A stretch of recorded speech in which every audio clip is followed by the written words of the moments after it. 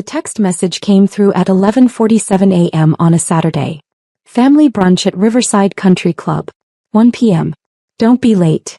And Maya, try to dress appropriately this time. My brother Marcus always had a way of making invitations sound like warnings.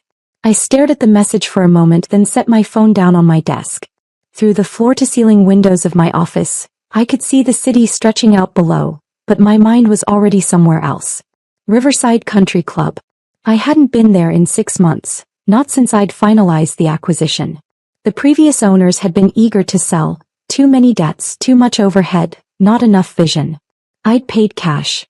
$12.3 million. The lawyers had handled everything quietly and I'd kept my name off the public records, using my LLC instead. My family had no idea. They never asked about my work. To them I was still Maya, the quiet one. The one who'd chosen computers over a real career. The one who wore simple clothes and drove a modest car. The family disappointment. I glanced at my reflection in the darkened computer screen. At 31, I'd built 3 successful software companies, sold 2 of them, and now ran a private equity firm that specialized in acquiring underperforming luxury properties. My net worth had crossed $340 million last quarter. But to my family I was just Maya. The weird one who never got married, never bought a flashy car, never showed off. I preferred it that way. Mostly. I arrived at Riverside at 12:55 p.m., parking my 6-year-old Honda Civic in the lot between Marcus's new Mercedes and my sister Jennifer's Range Rover.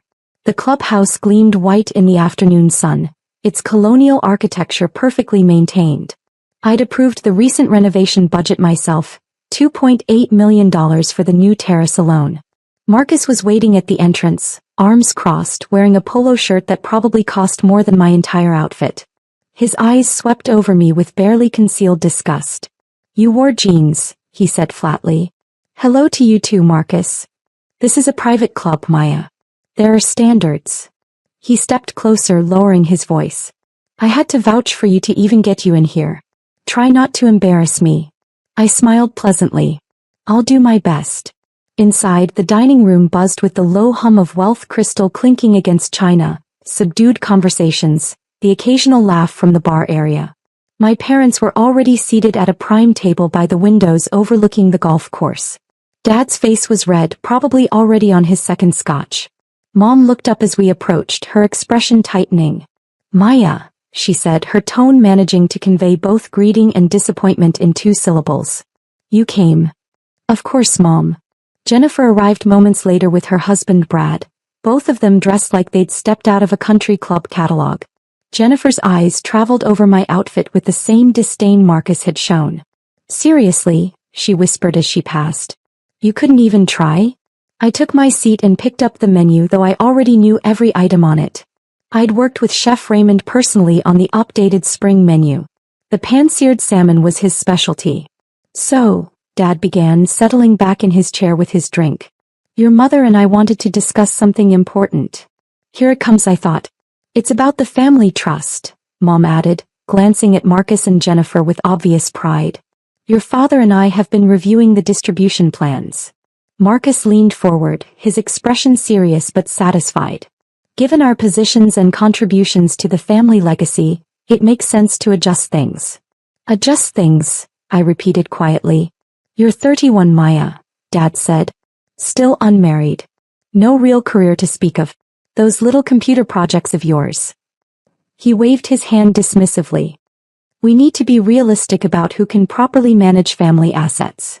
Jennifer nodded sympathetically, though her eyes were cold. "It's not personal. It's just that Marcus has his law practice and Brad and I are expanding the dental franchise. We understand wealth management." "And you don't think I do," I said. "Not a question." "Honey," Mom said, reaching over to pat my hand with false warmth. "You're a bright girl. But you never really applied yourself. You could have gone to law school like Marcus. Or business school. Instead you chose, whatever it is you do. Software development," I said. "And private equity." Marcus laughed. Actually laughed. "Private equity? Maya, you work from your apartment doing freelance coding. That's not private equity. That's barely employment." I took a sip of water. My heart rate hadn't changed. Years of board meetings and hostile negotiations had taught me the value of appearing completely calm, even when people were insulting you to your face. I see, I said simply. The point is, Dad continued, emboldened by my lack of response, we're restructuring the trust. Marcus and Jennifer will receive the bulk of the assets. You'll still get something, of course. Maybe 50,000. That should be plenty for someone in your situation. 50,000. The family trust was worth roughly $8 million. They were offering me half of 1%. That seems fair, I said quietly. Everyone at the table relaxed visibly. They'd expected a fight, and my compliance seemed to please them enormously. I'm glad you're being reasonable about this, Marcus said, signaling the waiter. Now let's order. Lunch is on me today. Consider it a celebration of family unity. The waiter approached, and Marcus made a show of ordering expensive wine, premium steaks, and appetizers. When he got to me, I ordered the salmon. Just the salmon? Mom said. No appetizer? I'm fine, thanks. Jennifer smirked at Brad. Watching the budget. Smart. Throughout lunch, the conversation flowed around me like I wasn't there. Marcus talked about a big case he was working on. Jennifer discussed expanding to 3 more dental offices. Dad complained about his golf handicap. Mom planned their upcoming cruise to the Mediterranean. No one asked about my work. No one asked about my life. At one point, Marcus turned to me with what he probably thought was kindness. You know, Maya, if you ever need help finding a real job, I know some firms looking for legal secretaries. The pay isn't great, but it's steady. That's thoughtful, I replied.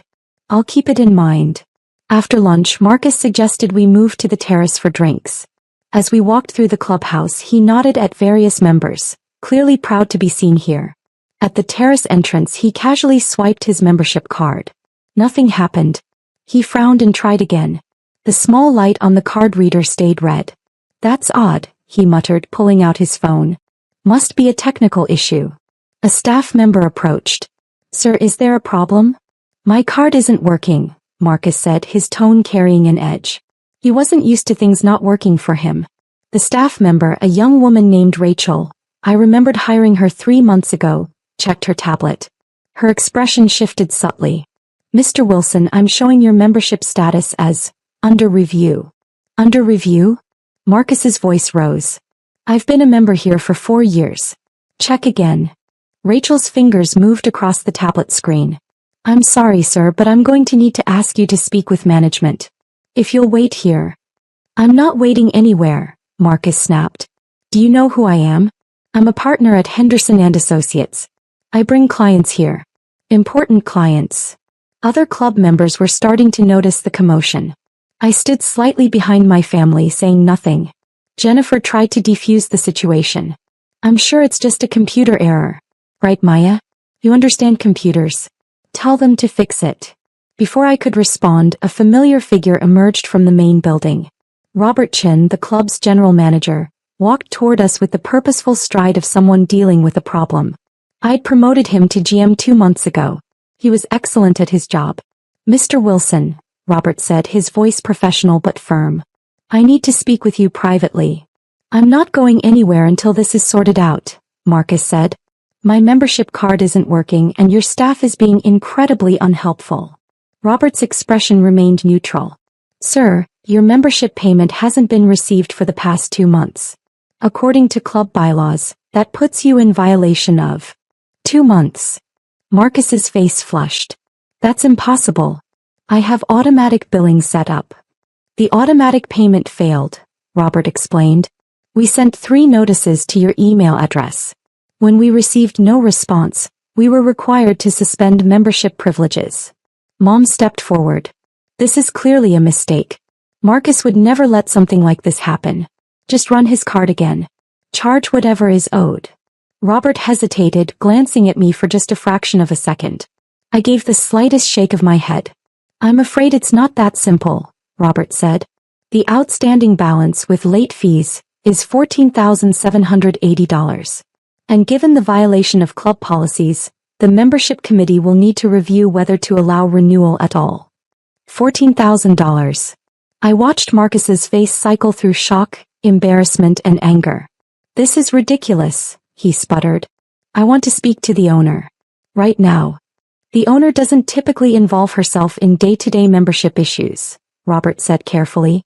I don't care what she typically does, Marcus snapped. Get her on the phone. No. I'm not going to be humiliated like this in front of. He gestured at the small crowd that had gathered. Everyone. My father joined in, his voice booming with the authority of someone used to getting his way. Young man, do you have any idea who we are? The Wilson family has been in this city for 3 generations. We know people. Important people. Now get your owner on the phone or I'll have your job. Robert remained calm. 5 years in luxury hospitality had prepared him well. Sir, I can certainly pass along your concerns to the owner. May I ask what you'd like to communicate? I want to communicate, Dad said, his face now fully crimson, that this club has incredibly poor management, that we're being treated like common criminals over a simple billing error, and that Marcus is a valued member who deserves an immediate apology and reinstatement. I see, Robert said. He pulled out his phone. Give me 1 moment. He stepped away, phone to his ear. I could see him speaking, though I couldn't hear the words. The conversation lasted perhaps 30 seconds. When he returned, his expression had changed subtly. The owner has agreed to come down, Robert said. She was reviewing some renovation plans in her office. She'll be here shortly. Marcus looked triumphant. Good. Someone with actual authority needs to handle this. Jennifer pulled out her phone, probably texting friends about the drama. Mom fussed with her hair, preparing to meet someone important. Dad straightened his jacket. I remained still watching. 3 minutes passed. The crowd on the terrace had grown larger, members sensing drama the way sharks sense blood in water. Then I saw her. Margaret Torres, my COO, walking across the dining room toward the terrace. Margaret was 62, impeccably dressed, with silver hair and the kind of presence that commanded rooms. I'd hired her away from a major hotel chain 2 years ago. She was brilliant at operations and even better at managing difficult situations. She walked past our family without acknowledgement and went directly to Robert, speaking with him in low tones. He nodded, showing her his tablet. She studied it for a moment, then turned to face my brother.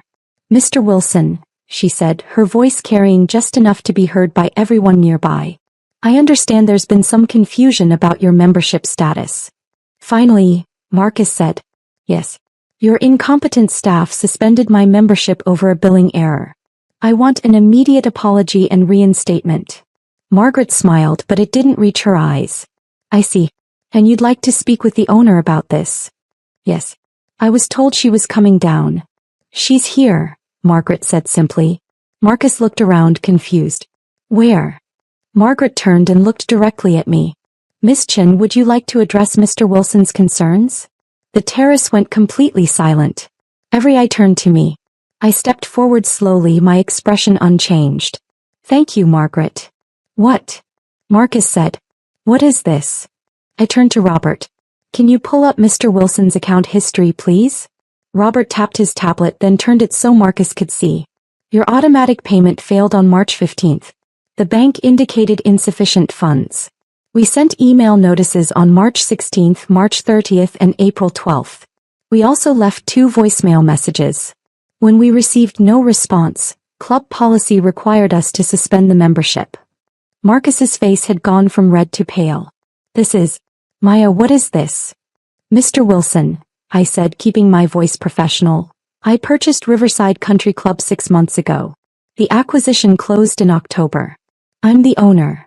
The silence somehow grew deeper. That's impossible, Jennifer said. You can't afford. The purchase price was $12.3 million, I continued calmly.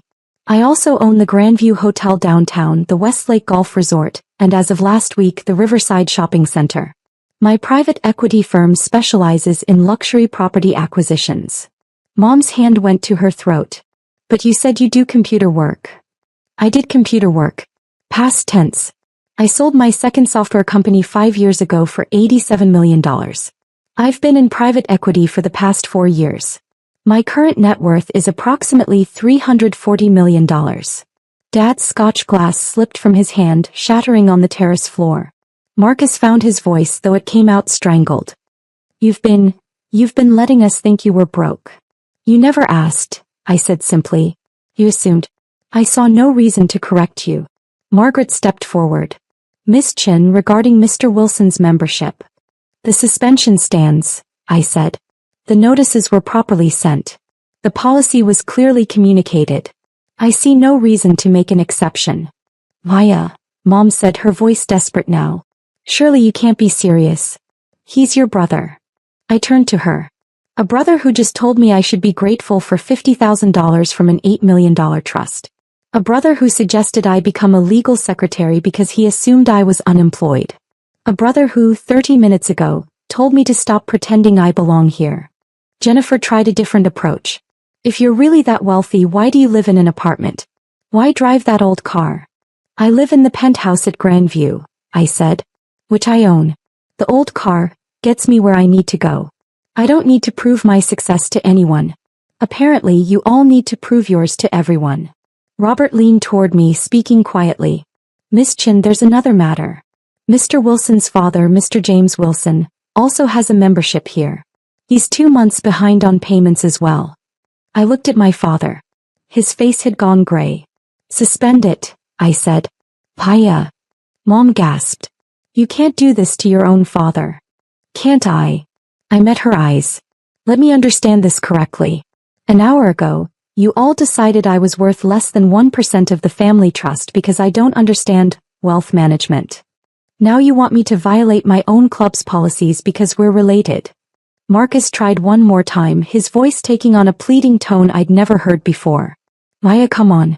This is family. Family, I repeated. Yes. The same family that has spent the last decade making me feel worthless. The same family that never once asked about my work, my life, or my accomplishments. The same family that was perfectly happy to cut me out of the trust you didn't even earn. Our grandparents built that wealth, not you. We didn't know, Jennifer said weakly. You didn't ask, I corrected. There's a difference. Margaret checked her phone. Miss Chin, the renovation contractor, is here for your 3 p.m. meeting. Thank you. I turned back to my family one last time. Your memberships are suspended pending payment of outstanding balances and late fees. You'll need to arrange payment with accounting. The club's office hours are Monday through Friday 9 to 5. They don't take personal checks. I started to walk away, then paused. Oh, and regarding the family trust, I won't be accepting the $50,000. I don't need it. But I would suggest you review the trust documents carefully. Grandmother specifically stipulated that the trust was to be divided equally among all grandchildren. Her lawyer was very thorough. You might want to consult your own attorney, Marcus. Oh wait, you're an attorney. I'm sure you can figure it out. Behind me, I heard Mom start to cry. Dad was silent. Marcus and Jennifer were both talking at once, their voices rising. I kept walking. Margaret fell into step beside me. That went well, she said dryly. Did it? The contractor can wait 10 minutes if you need to compose yourself. I smiled slightly. I'm fine, Margaret. Truly. You know they'll try to contact you. I know. And they'll probably try to make amends now that they know about the money. Probably. We reached the main building. Through the windows I could see my family still on the terrace, clustered together, no doubt trying to process what had just happened. For what it's worth, Margaret said, you handled that with remarkable restraint. I might have been less diplomatic. I considered having their cars towed from the parking lot, I admitted. She laughed. There's still time. My phone buzzed. Marcus. Then Jennifer. Then Mom. I silenced it.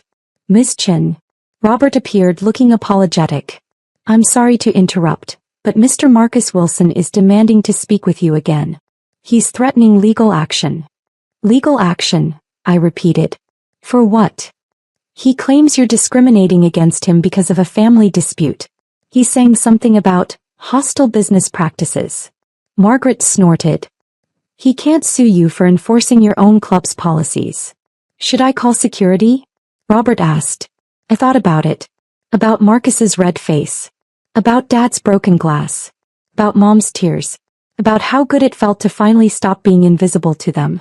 About how empty that satisfaction was. No, I said finally. Just make sure they leave the premises.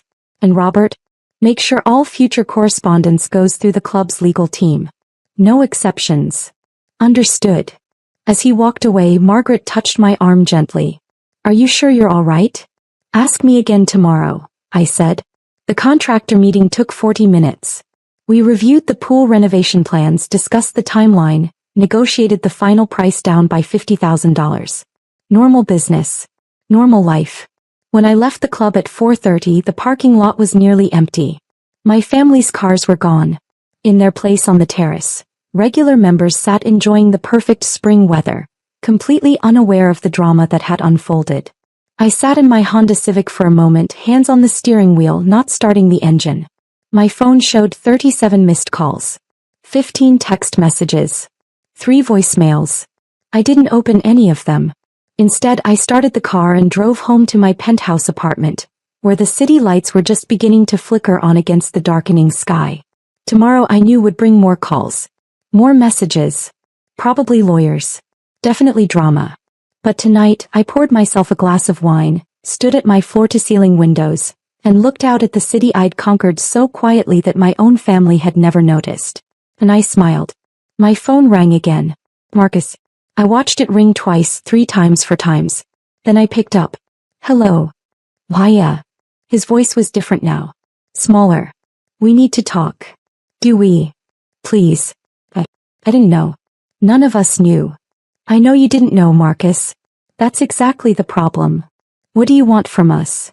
I looked out at the city, at the buildings I owned, at the life I'd built in complete silence while my family assumed I'd built nothing. I want you to think, I said quietly, about why you never asked. Why you spent 10 years assuming I was a failure and never once wondered if you might be wrong. I want you to think about what that says about all of you. We're sorry. Are you?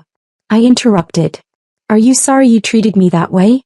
Or are you sorry you treated me that way and it turns out I'm wealthy? Silence on the other end. That's what I thought, I said. Good night, Marcus. I hung up before he could respond. The phone immediately began to ring again, but I powered it off completely. Tomorrow Margaret would field the calls. Tomorrow Robert would handle the membership situation. Tomorrow the lawyers would send the appropriate letters. Tomorrow my family would start to understand what they'd lost.